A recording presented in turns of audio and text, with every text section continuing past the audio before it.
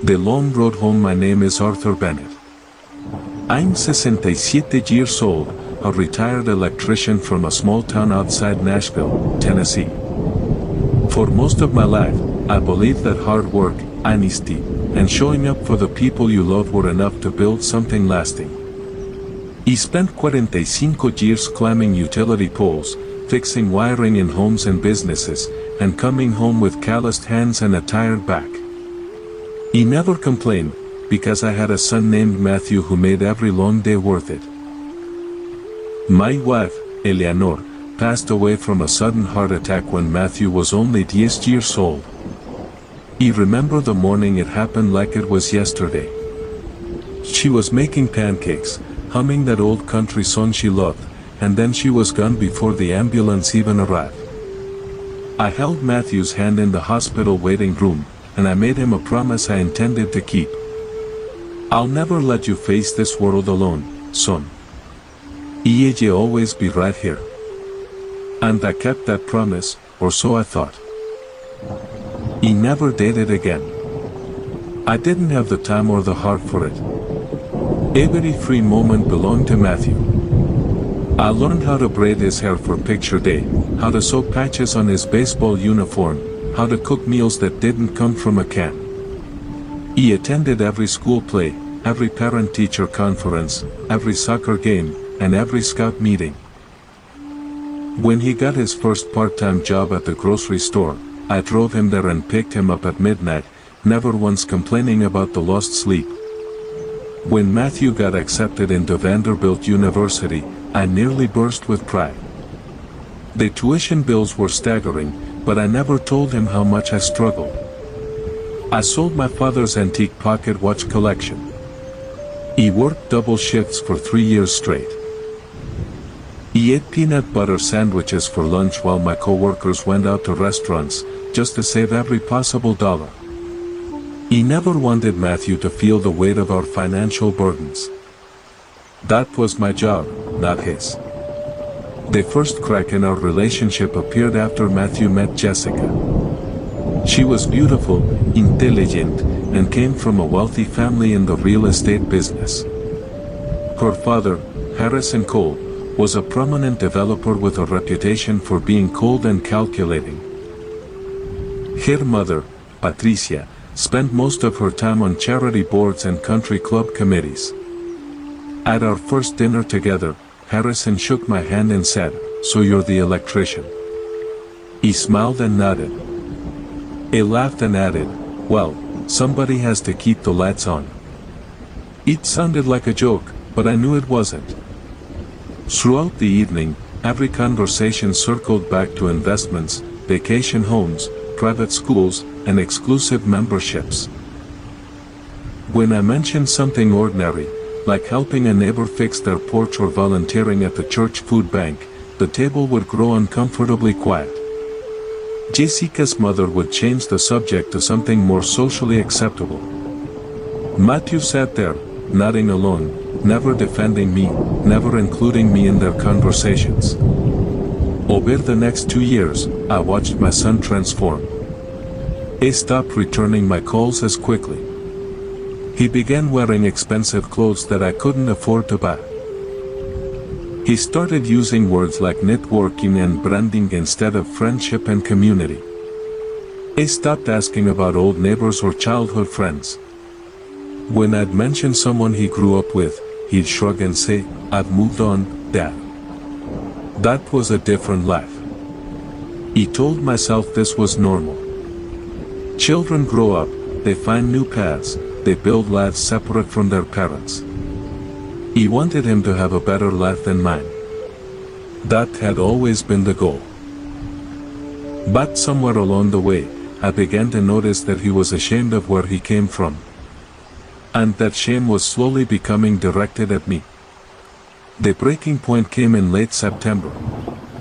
Matthew and Jessica announced their engagement, and the wedding was planned for the following June at a lavish venue outside Nashville. The invitation arrived in the mail on cream-colored paper with gold lettering. He held it in my hands for a long time, smiling at the simple elegance of it. There was no personal note inside, just a formal invitation, but I chose to see the positive side. Weddings have a way of bringing families together, after all. He called Matthew that evening. "I'm so proud of you, son." "Thanks, Dad. Wouldn't miss it for the world." There was a long pause on his end. "Yeah, okay."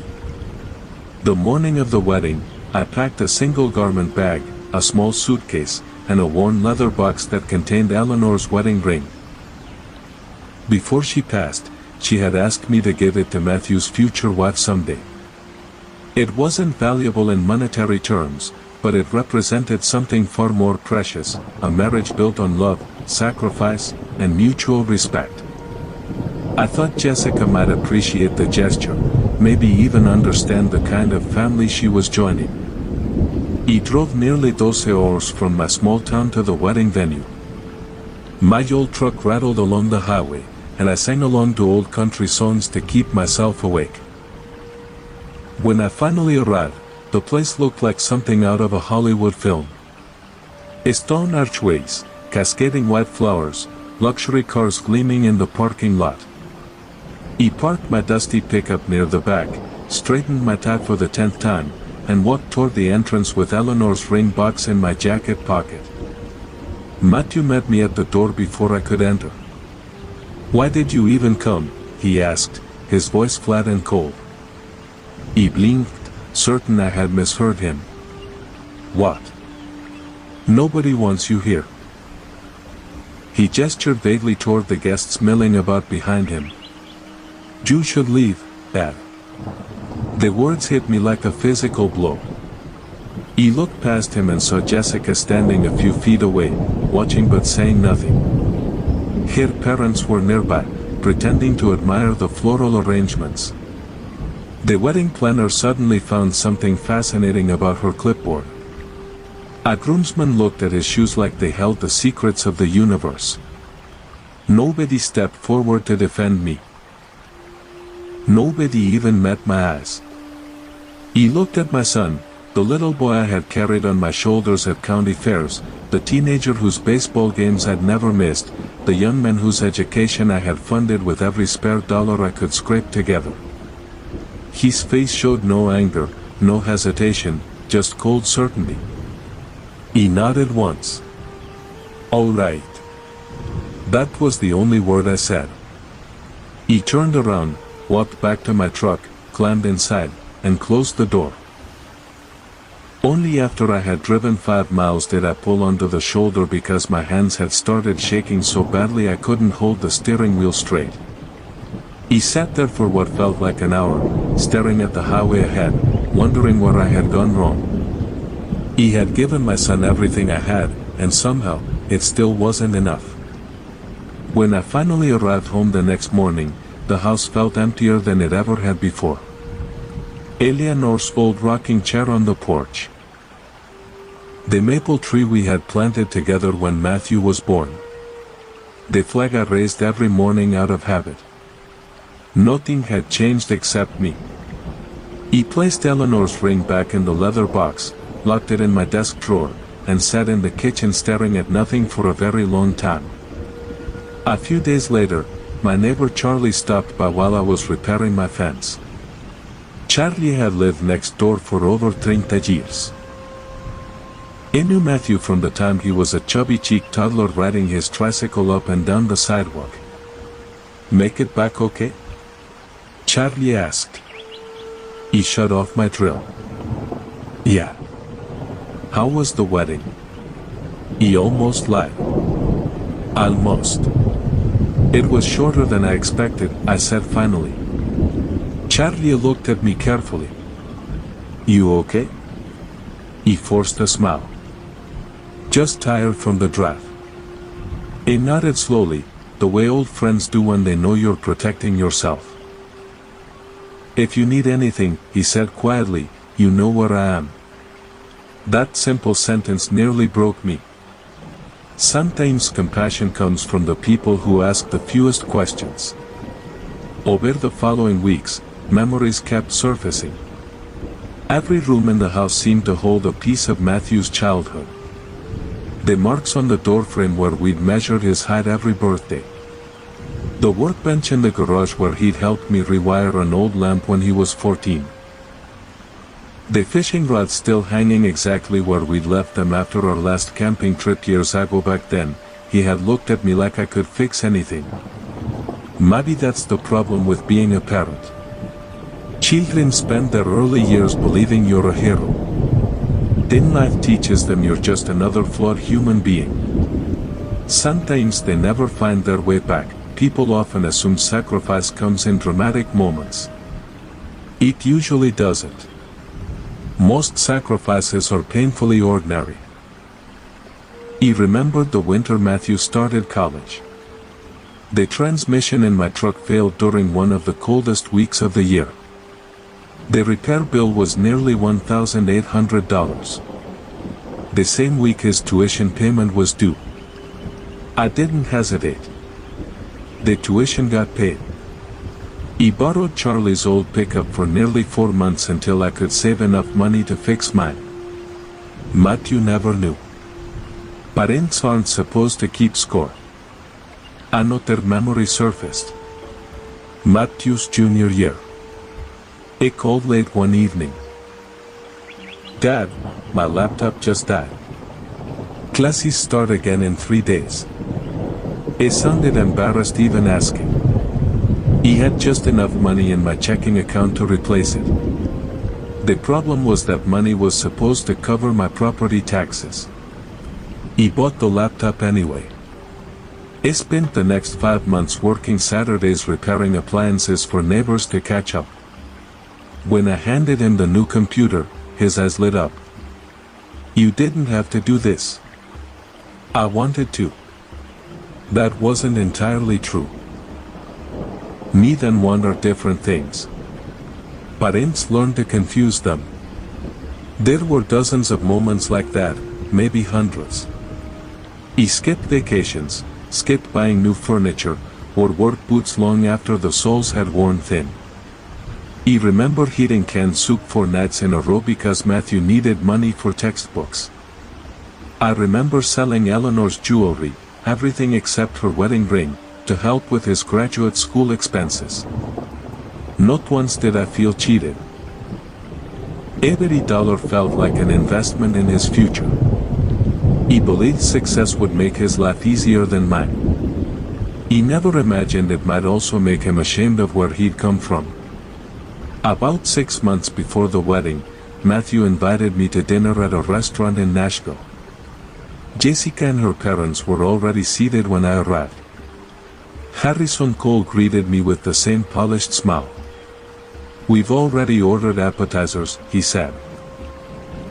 During dinner, he talked almost non-stop about business, commercial real estate, investment portfolios, and luxury developments. Eventually, he turned toward Matthew. "I'm glad you've learned to think bigger than your surroundings." He noticed Matthew smiling. Then Harrison looked directly at me. "No offense, Arthur. Hard work is admirable, but ambition changes family trees."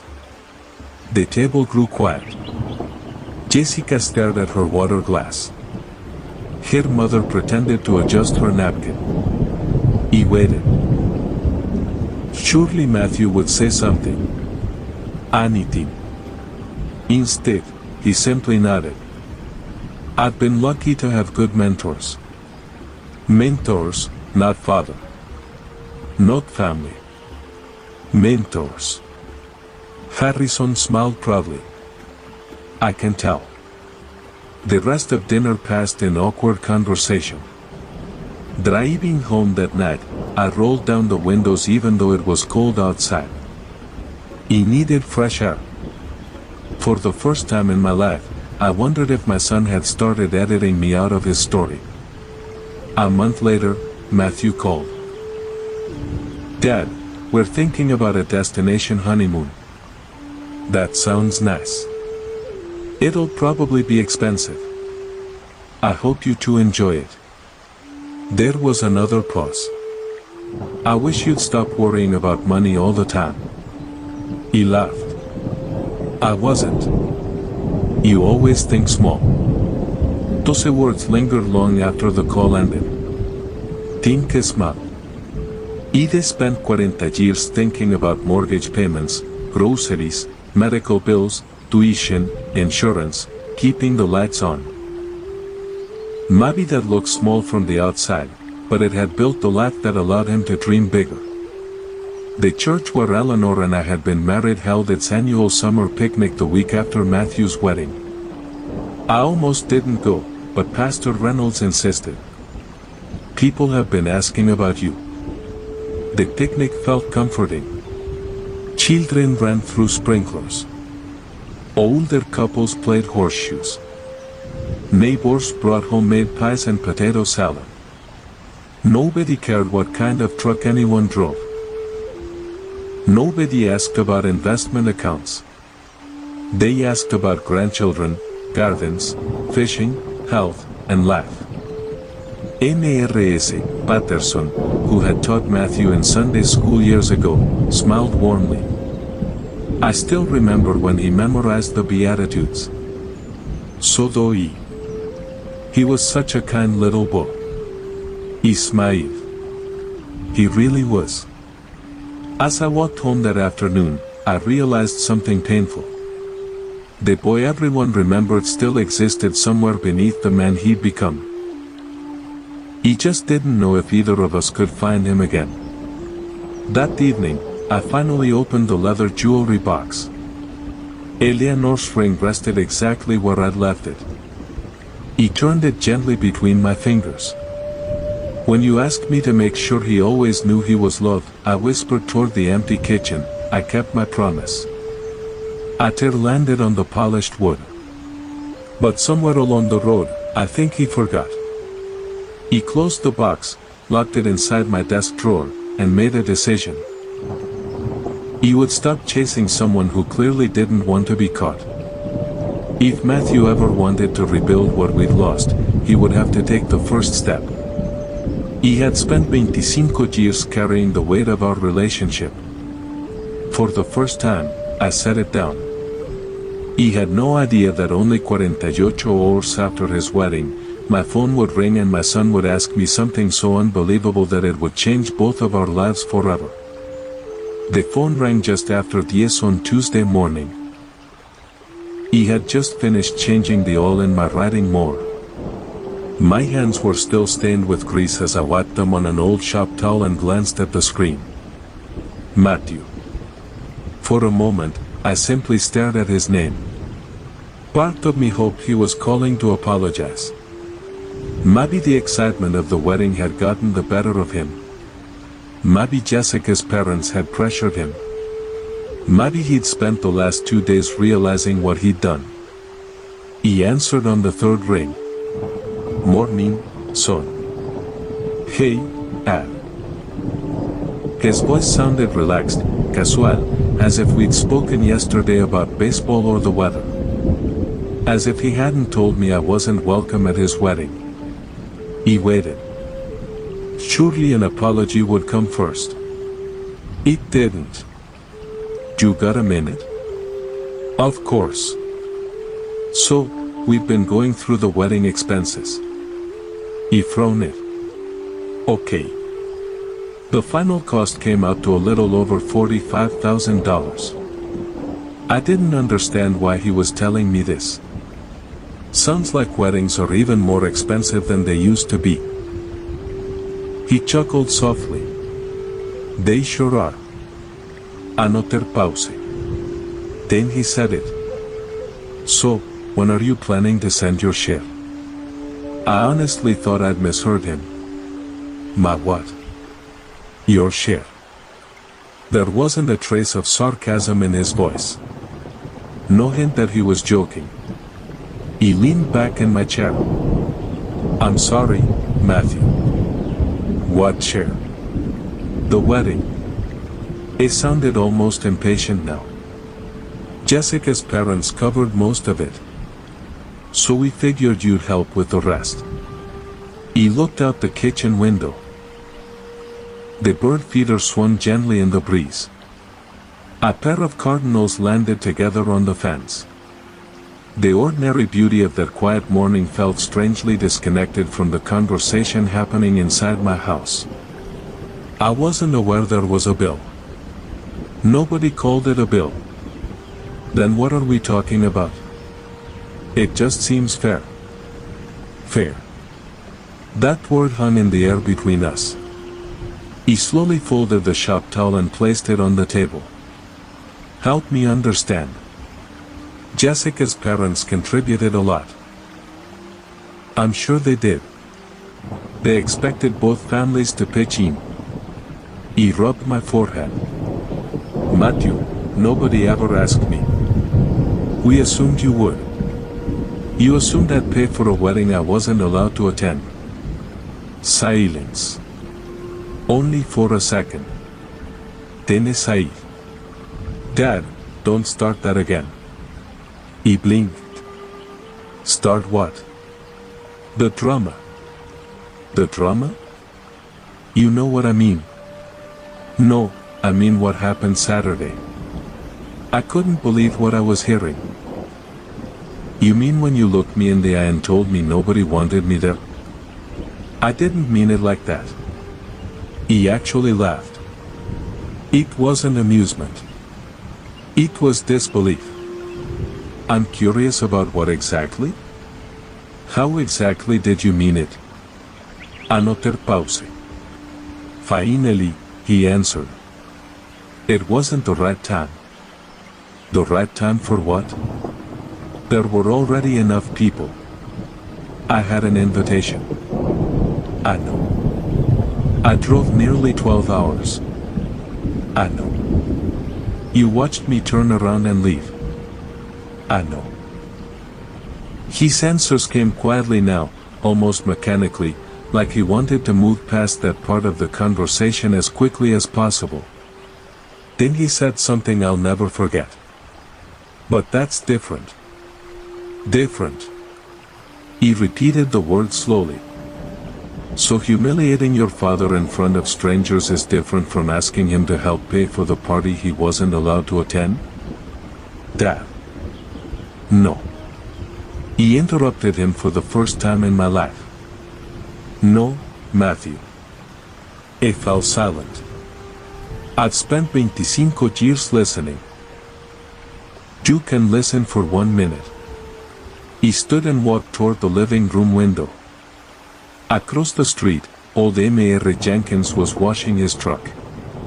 A perfectly ordinary Tuesday. Meanwhile, my own son was asking me to finance the memory of being rejected by him. I want you to answer one question. Okay. Did you want me at your wedding? He didn't answer. I asked you something. It's complicated. No, it isn't. Another long silence. Finally. I didn't think it would be good for everyone. Everyone. Interesting choice of words. Not good for everyone. Not good for Jessica's parents. Not good for appearances. Not good for whatever image you'd spent years building. Evidently, the only person whose feelings hadn't mattered was mine. He closed my eyes. For just a second, I saw Matthew at 8 years old, standing beside me after dropping a fly ball during a championship game, tears rolling down his cheeks. I'm sorry, Dad. I had knelt in the dirt, wrapped my arm around his shoulders, and told him something he'd never forgotten. Son, you'll never have to earn my love. He wondered if he remembered that day. He certainly did. Dad, his voice pulled me back. You still there? I'm here. He cleared his throat. Can we work something out? Work what out? The money. Money. Every sentence kept coming back to money. Not regret, not family, not love. Money. He asked him one final question. If I had written you a check for $20,000, would you have let me walk through those doors? He didn't answer. He didn't have to. His silence said more than words ever could. At that moment, something inside me finally stopped fighting. Not my love for my son. That would never disappear, but the desperate need to convince him that I was worthy of being his father. For years, I'd kept trying to prove my value by sacrificing more, giving more, understanding more, forgiving more. Suddenly, I realized something. Love given freely should never have to compete with status or wealth or pride. He took a slow breath, then I smiled, not because I was happy, because everything had become perfectly clear. He spoke calmly without anger, without raising my voice, without a trace of bitterness. You know something, Matthew? What? You don't send a bill. He paused just long enough for him to hear every heartbeat between us. To someone you threw out the front door. The line went completely silent. Neither of us spoke. For several long seconds, all I could hear was the faint hiss of the phone line. Then Matthew finally cleared his throat. So that's your answer? It is. You seriously aren't going to help? I already have. What does that mean? I looked at the framed photograph sitting on the bookshelf across the room.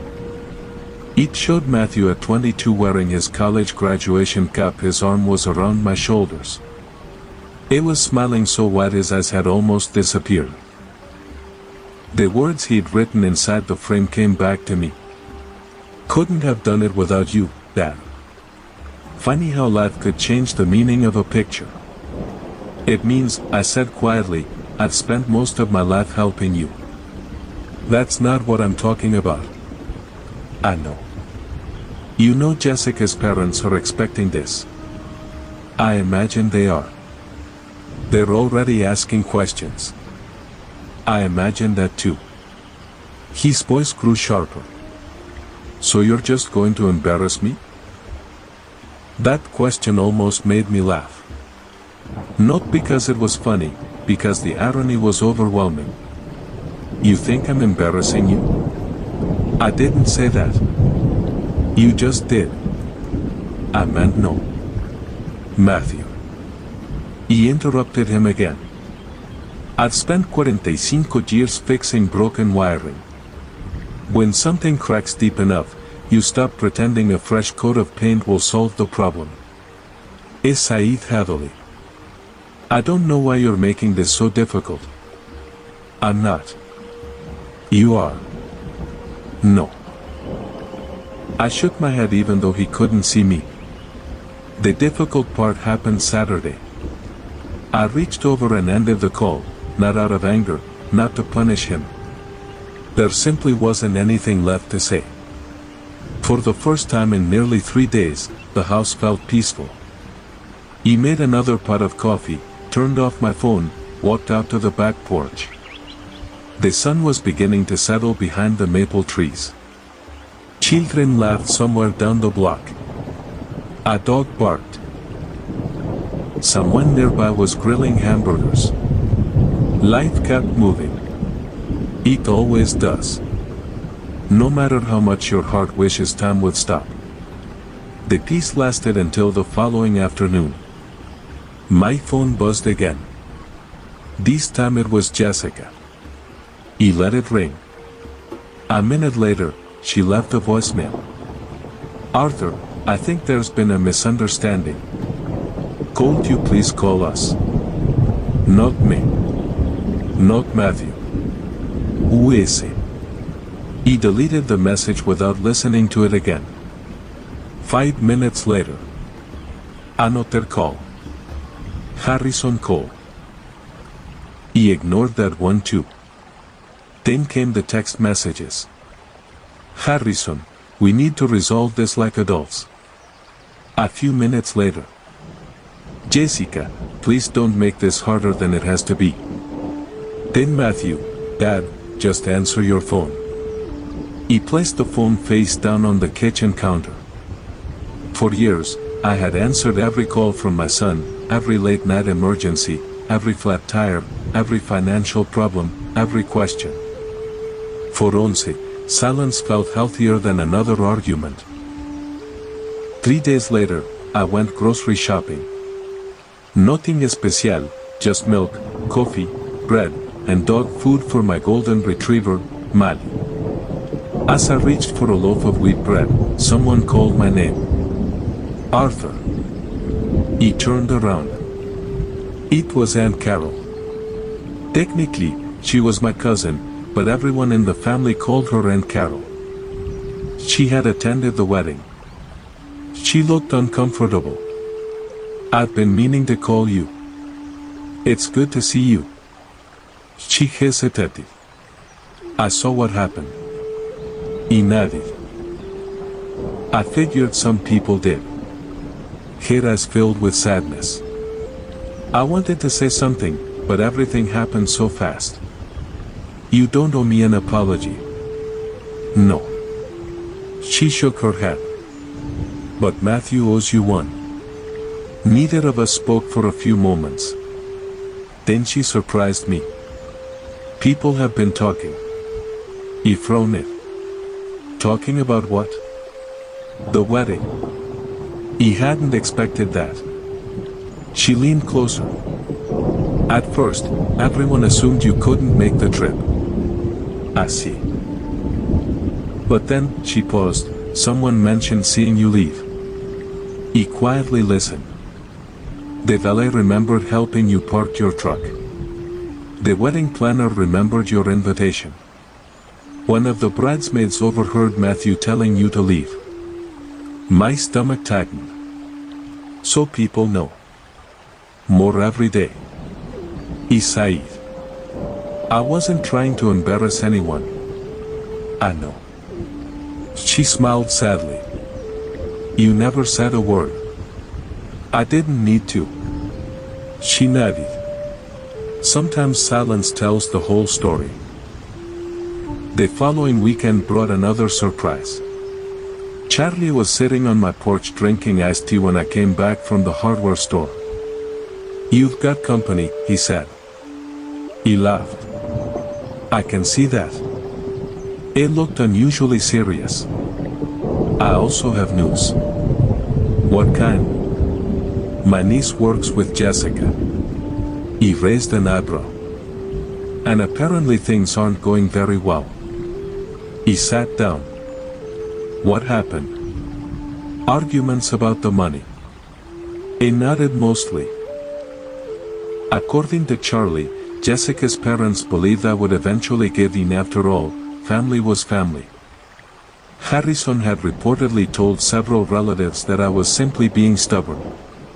But every day that passed without a check, the conversations became more uncomfortable. Questions started spreading. Why hadn't the groom's father attended the reception? Why hadn't anyone seen him in family photographs? Why had he disappeared before the ceremony? One lie required another, then another. Eventually, the truth became easier than the excuses. 2 weeks after the wedding, my sister Linda came to visit. She brought homemade peach cobbler the way she always did when someone in the family was hurting. You've lost weight, she said after hugging me. I've been busy. Don't lie to your older sister. He smiled for the first time in days. Over coffee, she quietly asked, can I tell you something? Of course.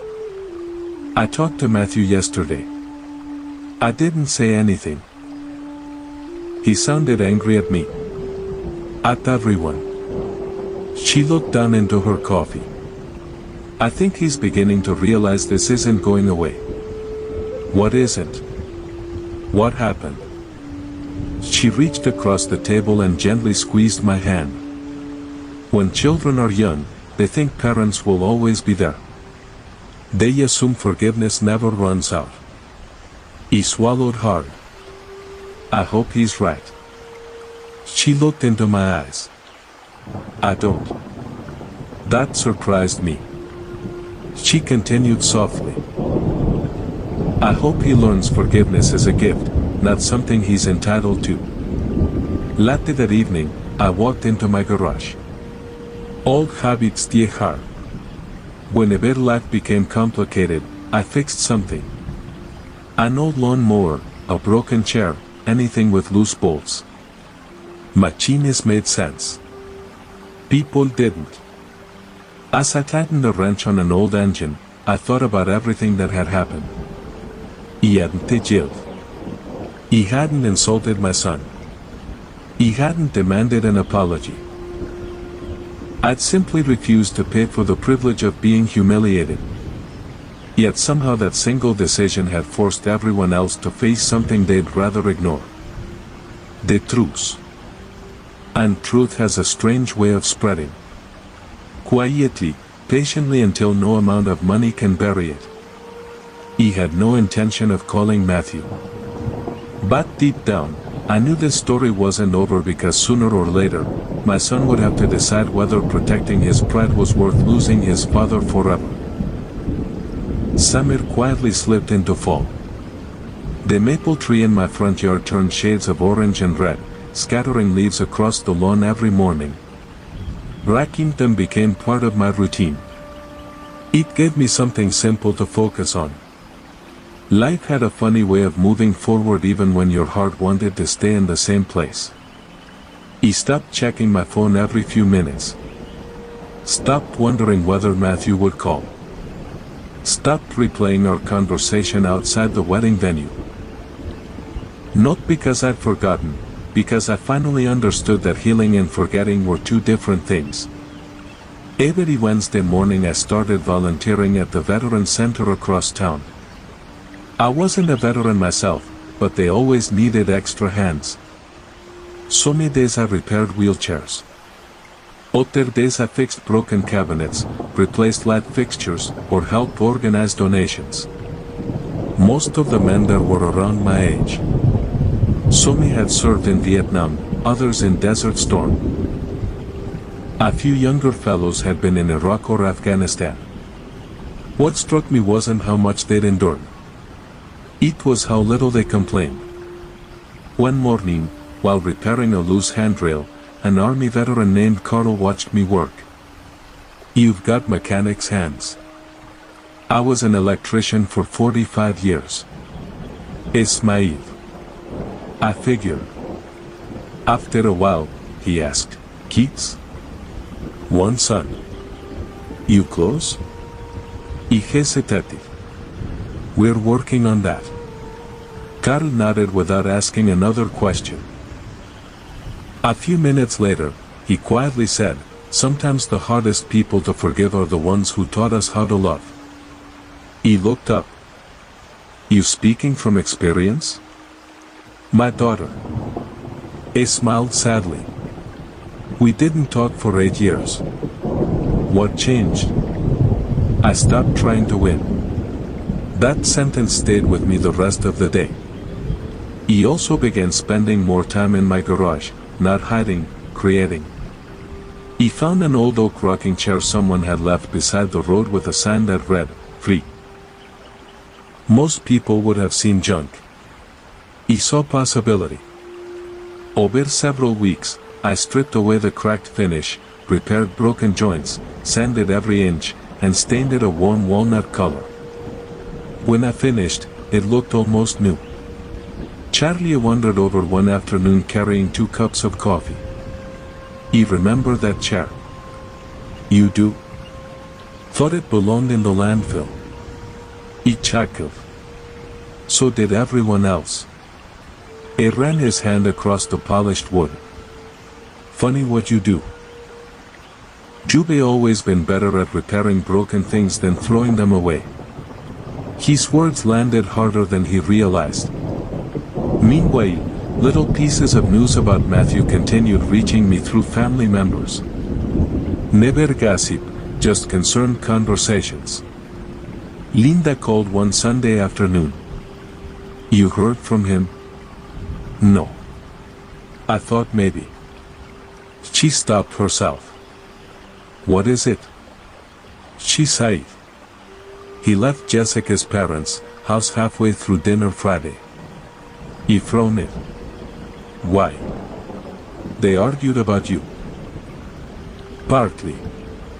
Apparently, Harris and Cole had complained once again that I was being unreasonable. Only this time, Matthew hadn't defended him. Instead, according to Linda, he quietly said something no one expected. "My dad never asked any of you for a dime." The room reportedly fell silent. Harrison reminded him that I had embarrassed the family. Matthew answered with another sentence. "No, my father embarrassed nobody." "He did." Linda paused. "I thought you'd want to know." After we hung up, I sat on the porch for a long time.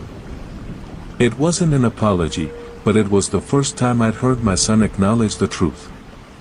Maybe guilt had finally begun doing what anger never could. October arrived with cooler mornings. One rainy Thursday, I was replacing shingles on my storage shed when my phone rang. It was an unfamiliar number. Normally, I would have ignored it. Instead, I answered. "Hello, Mr. Bennett." "Yes. My name is Melissa." There was hesitation in her voice. "I'm Jessica's older sister." That surprised me. "I hope I'm not bothering you." "No. I wanted to tell you something." He waited. "I was at the wedding." "I know." I saw what Matthew said. The memory returned instantly. "I'm sorry you had to witness it." "No." Her voice cracked. "I'm sorry nobody stopped it." For several seconds, neither of us spoke. Then she continued. "My parents have always cared too much about appearances. I've been telling them that for years." He listened quietly. "Matthew isn't innocent." "I know. But he wasn't like that when we first met." "What changed?" She gave an answer so honest it almost hurt. "He started believing he had to earn our family's approval." That sounded painfully familiar. Melissa sighed. "I don't expect you to forgive anybody. I'm not calling for that. He just wanted you to know someone on Jessica's side knows you deserve better." When the call ended, I realized something. Even inside families that appear perfect from the outside, there are people silently wishing someone would tell the truth. 3 weeks later, I drove to a small lake outside Nashville. Fishing had always helped me think. The fish didn't bite much that afternoon, but I didn't really care.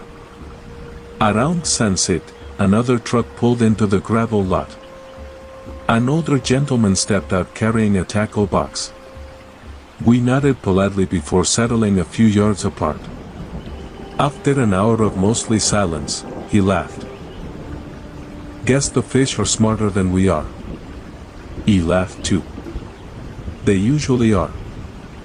We talked about weather, football, and retirement. Eventually, he pointed toward the empty chair beside me. "My son used to sit there." "He moved away?" "He passed." The words came gently, not bitterly. "I'm sorry." He nodded. "So am I." A few minutes later, he looked out across the lake. If I could spend one more hour with him, I'd never waste it trying to prove who was right. Driving home that evening, I couldn't stop thinking about what he'd said. Life has a cruel way of reminding us that broken relationships can become permanent without warning. He still loved my son. That had never changed. But love didn't require pretending nothing had happened. The first Saturday in November brought an unexpected knock at my front door. He assumed it was Charlie. Maybe Linda. Instead, when I opened the door, Matthew stood there. No expensive suit, no polished shoes, no confident smile, just blue jeans, an old flannel shirt, and eyes that looked older than they had 2 months earlier. For several seconds, neither of us spoke. Rain dripped from the brim of his baseball cap finally, he removed it and held it awkwardly in both hands. I almost turned around 3 times before I got here. He said nothing. His voice trembled. Dad. I looked down at the porch floor. I don't think I've been a very good son. The words hung between us in the cold November air. He searched his face for excuses, for blame, for pride. He found none, only exhaustion and regret. He stepped back from the doorway. You'd better come inside. He nodded silently. As he crossed the threshold, I realized something important. Forgiveness had never begun with my answer on the telephone. It had begun the moment my son found the courage to walk back to the door he'd once forced me to leave. Neither of us knew what would happen next, but for the first time in a very long while, we were finally standing on the same side of it. Matthew stood just inside the doorway, water dripping from his jacket onto the hardwood floor. For a long moment, neither of us moved. Mali, my golden retriever, walked over, wagged her tail once, and rested her head against Matthew's hand. He scratched behind her ears, and I watched his shoulders relax just a little. She still remembers me, he whispered. She always will. He took his wet jacket and hung it by the door. Coffee's fresh. He nodded. Thanks. We walked into the kitchen, the same room where he'd eaten breakfast before school for nearly 18 years.